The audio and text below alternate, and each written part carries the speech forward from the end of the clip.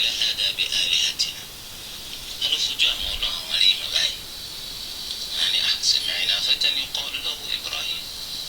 أقوى ما كان عند إبراهيم تما صورة الله وإلى إداه ونيوده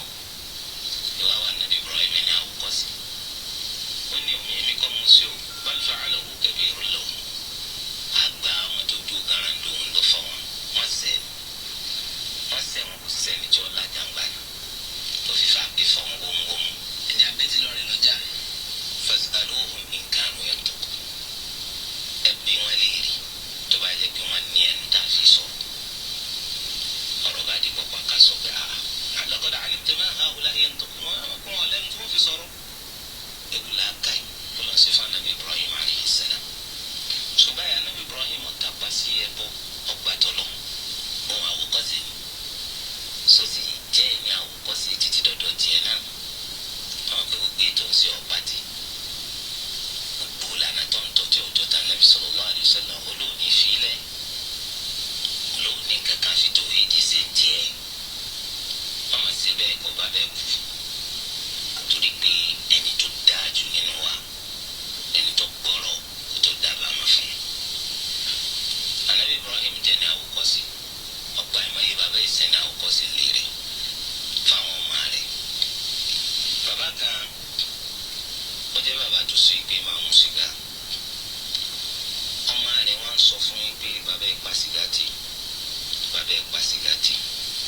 Bàbá ikọ̀ ọ̀yàrí ọmọ fi wá sí Jami'atul Islamiyya Madina láti wá kẹ́kọ̀ọ́ so ọkàn rẹ̀ sá máa ń bàjẹ́ gbogbo tó bá ti rántí bàbá òun pé bàbá òun sìgá ọwọ́ àpinnu lọ́dún alákọ̀ọ́kọ́ tó padà ní pé pẹ̀lú gọ́ọ̀lọ́ ń bọ̀ ń lọ́kàjẹ́ bí bàbá òun ṣe jẹ́ ní àwòkọ́sí òun ò rí pé bàbá òun pa sìgá tí lọ́dẹ ẹ̀ẹ́dẹ́gbẹ̀rún gbẹ̀gẹ̀ ló ṣe kese ko mu ko ko si baba fa te ko ma mi ya te kin se a so fun pen so bo na elese bo le re je ba àwọn ọmọ abu la àwọn ile so ngba tó délé ona ba ni kon lo bo na ra sìgá wa ba tó ti Madina di fa ba ra sìgá ó fi ba di rẹ̀ ó fi gazeti abuba ya o wa jókòó níwájú bàbá rẹ̀ bí tí bàbá jókòó sí wọn bí bo Madina lọ masha Allah la quwwata illa billah bàbá sì ti ka kini sẹ́nu en ku ifin ikulala báyìí lọ́mọ náà bá mú pálí sìgá jáde ọba yí ọ̀pá kan jáde ní ọba bá mi ẹ̀yà mi sìgá ẹnu yín kí n fi dáná sílé yìí rí nítorí wọn bẹ̀rẹ̀ sí mu sìgá mo rí pé ìtẹ̀sí dáa pọ̀ nítorí kù mí kù ní kí n pọ̀ sí inú rẹ̀ náà ní èyí tí mi ń ṣe yóò dáa wọ́n ti bá ń wí nǹkan níbí wọn náà ìmọ̀ yìí gbà lọ́sọ́ fún mi ọ̀dà etí ọ̀wá ní jẹ́ mú ní kẹ́yìn náà wà á pàtì tó bí bàbá náà sì pàtì nù bóòlù wọn sì jẹ́ nǹkan àwòkọ́sí rere fáwọn ọmọ rẹ̀ lọ́dún sí pé tó bá jáde látàárọ̀ olùkàjẹ́ náà wọlé kò lè jí tọ́ ara ó ṣe ẹ̀dàkùnta ní bẹ́ẹ̀ náà kọ́ máa tọ́ ara bọ́ bá lọ sódì wàlá ìlú sí torí àwòkọ́sí rere ni wọ́n fẹ́ jẹ́ abẹ́ni tó ṣe fi gbogbo àdúgbò gbogbo èèyàn ní máa bájà lópin gbogbo èèyàn ló bájà tó yẹ pé ìjà yìí sì máa ń wọn bá yọ bá wọn jà tó bu ọkọ tó bu ìyàwó tó fẹ́ wí àmọ́ gbogbo ará àdúgbò lọ́rùn ẹ̀dàkùn bò ló sì fẹ́ jẹ́ nǹkan àwòkọ́sí rere mẹ́rin bẹ́ẹ̀ náà ni ẹni tó ṣe pé ọjà aṣíwájú níjẹ́ ẹ̀sìn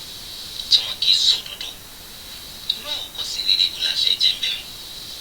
wọn ni wọn máa sọ owó mọ́sálásí oṣù kó jẹ́ oníṣẹ́bí mọ́sálásí ọlọ́ọ̀ni ẹrú ọlọ́ọ̀sìn ni wọ́n náà subhanallah sáwòkọ́sí rere kan wà ń bẹ lára eléyìí àwòkọ́sí rere ò sí lára eléyìí bàtà nàbí Ibrahim kò fi kọ́gbọ́n àwòkọ́sí rere qanitan lillah ó sì dúró sẹ́sì fọlọ́mọ bá pẹ́ kìí ṣe pé ká sẹ́sì súkẹ́súkẹ́ ọ̀nbẹ nínú àwọn èèyàn tó ṣe pé àwọn wọn ò fijọ́ ká pẹ́ nídìí ká sẹ́sì tí máa ń ṣe sọ̀láàtù lẹ́yìn ìmáàmù tí ìmáàmù bá ti lè gé ń tọ́ yàtọ̀ sí inna a'tayna àti qul huwallahu ahad sọ̀láàtù ìdìbòjù bí ọba wọ ẹ̀pàrọ̀ rẹ̀ ìmáàmù eléyìí wàhálà ní afattanun anta ya imam nígbà tó ṣe pààrọ̀ gan Ànábì sallallahu alaihi wasallam irú kéwò náà máa ń ké nínú sọ̀láàtù àwọn àtúnṣe sọnù kún àtúnwá máa gáǹgì ara wa pọ̀ mọ́sálásí pé bá a ṣe yọ lè máa mú yín là ń wá o ẹ lákùntẹ́ ẹ bá yọ sẹ́rù yín lẹ́wàá pọ̀ bẹ́ẹ̀ ẹ̀yin jẹ́ ìmọ̀ ibi tí sọ̀láàtù pọ̀jù sí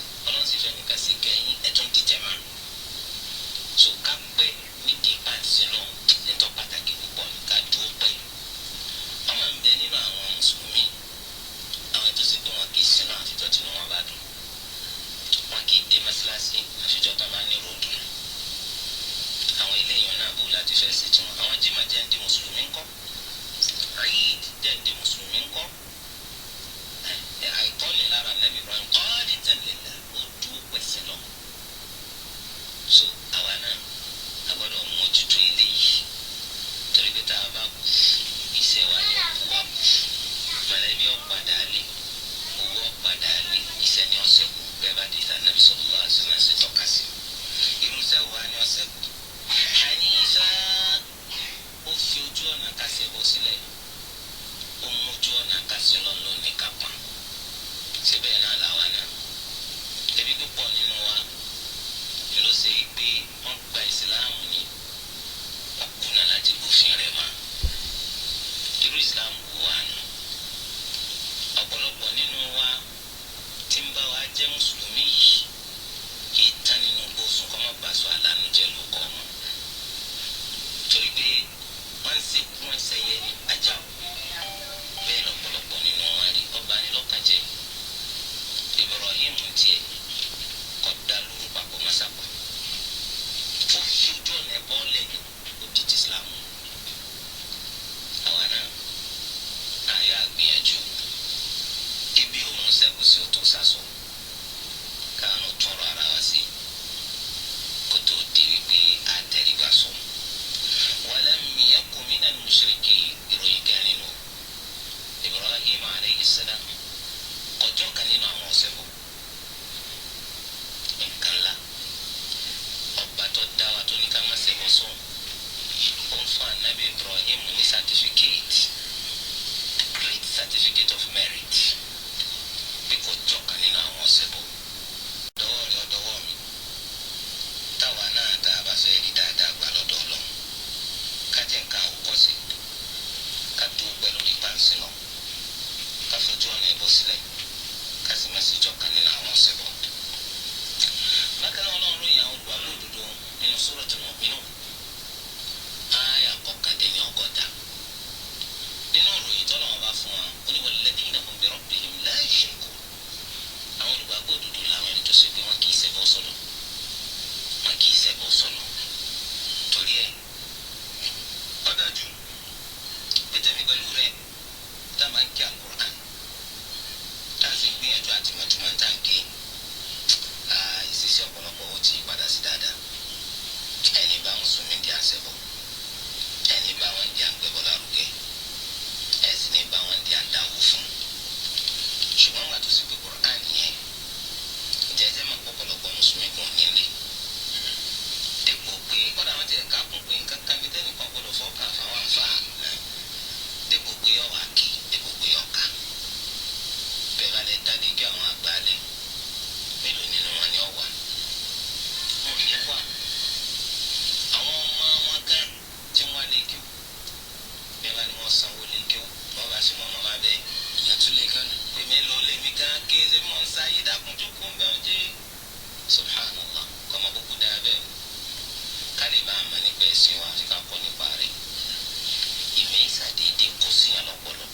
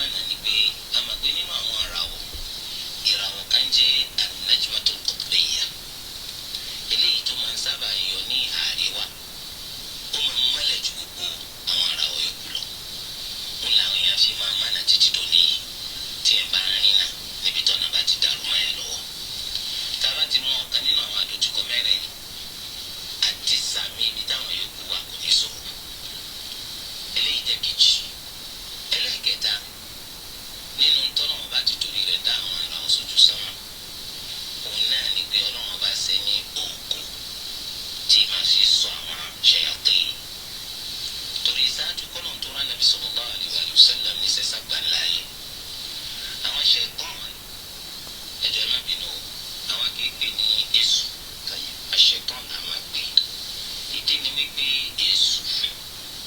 nínú ìgbàgbọ́ àwọn Yorùbá kì í ṣọ̀tá àwọn gangan ilé èṣù ṣùgbọ́n àṣetán ọ̀tá gbogbo wa níta gbọ́dọ̀ mú lọ́tà tẹ bá béèrè di abájọ oníkárí nílẹ̀ Yorùbá yìí àwọn ilé tí wọ́n pè nílé èṣù tó bá jẹ́ kó ta wa bá ní abáka èṣù kún kọ̀yẹ́ ká nílé fún ẹlẹ́kejì àsìrìkú sáwà tó máa ń gbé kalẹ̀ tó ń pè lé sùn tó ẹgbẹ́ máa ń gún yẹn fún wọn máa tẹ̀bà fún wọn máa forí kalẹ̀ fún ọ̀tá rẹ̀ ni ó sì tún síbẹ̀ fún a sì máa wípé wọ́n máa gbẹ́bọ lọ sóríta ẹbọ tó ń gbé lọ sóríta yẹn èṣù náà ni wọ́n ń gbé lọ fún Yorùbá ní onílé oríta èṣù ọ̀daràn ni so ẹni tá a wá gbé lọ́ta wa tá a gún yẹn fún ẹni tá a gbé lọ́ta wa tá a kó dìde orúkọ fún bí ìtàwọn òrí jẹ́ ẹni tó gbé tílé abádé gan ní jáde wọ́n lọ gbòkọ fún èṣù so eléyìí túmọ̀ sí pé àwọn òrò pé túmọ̀ ṣe tán èṣù torí àṣọ pé tá a tún túmọ̀ sí àwọn ìwé wa Yorùbá pé sùn eléyìí ẹ máa yí wọn padà ṣe tán lọ́lọ́run pé Iblis so ṣùgbọ́n èṣù yẹn nínú civilization Yorùbá kì í sí gbogbo gbàdọ́jọ́ ta fún un torí rẹ̀ Ọlọ́run bá sí lóko tí wọ́n fi sọ àwọn ṣe ọ̀tẹ̀ yẹn máa ń kúnra àwọn léjìká títí sàmàlẹ́ ayé tí wọ́n bá wá débẹ̀ wọ́n wá tẹ́tí gbọ́ iṣẹ́ tí ọjẹ́ máa ń tọ̀nà fẹ́ sí tí wọ́n bá wá jí gbọ́ ẹni tó wà lókè ọ̀sọ̀fẹ́ ẹni tó wà ń sálẹ̀ ọ̀sọ̀fẹ́ sọ títí tí ó fi délẹ̀ tí wọ́n fi gbé lọ fáwọn alágbègbà so ṣùgbọ́n gbàtà Ànábì sallallahu alaihi wasallam dé ọ̀rọ̀ orí bẹ́ẹ̀ náà kọ̀rọ̀ mọ́ ọ so ó di pé òkú ń bẹ tí ń retí wọn bẹ òkú náà sẹ́yọ látara ara o ọlọ́mọ àti sọ wọn ó lè ti bá ẹni tó rọ̀ ń bẹ lẹ́nu rẹ̀ kó tó sọ fẹ́ni tó wà sálẹ̀ ó sì lè ti sọ kó tó di pọ̀ bá so eléyìí ni wa anna kunna naq'udu minha maq'ida lis-sam' faman yastami' al-ana yajid lahu shihaban rasada wa anna la nadri asharrun urida biman fil ardi am arada bihim rabbuhum rashada so eléyìí jẹ́ bó ti ṣe jẹ́ ń bẹ̀rù tàbí ìtúgbọ̀rọ̀ ìwà ọ̀sàlàyé ó lè èmi rí ìràwọ̀ tó já lànà yẹn wọ́n wá sọ yìí pé ama inni lam akun fi salatin